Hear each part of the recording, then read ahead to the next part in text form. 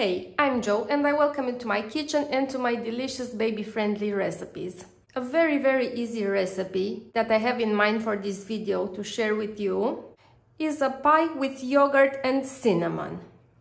For this pie you need 2 eggs, 2 teaspoons of cinnamon, 140 grams of yogurt, 190 grams of flour and some yogurt and some raspberry to decorate the cake with.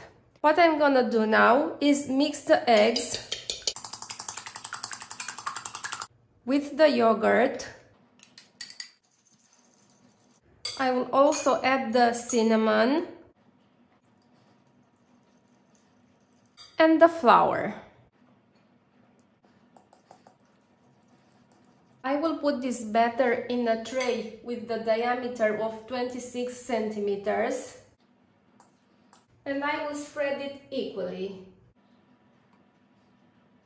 Now I'll put the tray in the preheated oven at 180 Celsius degrees for 30 minutes.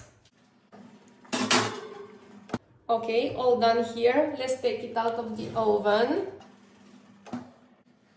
The smell of the cinnamon is absolutely incredible. Now I will decorate it with some yogurt and some raspberries.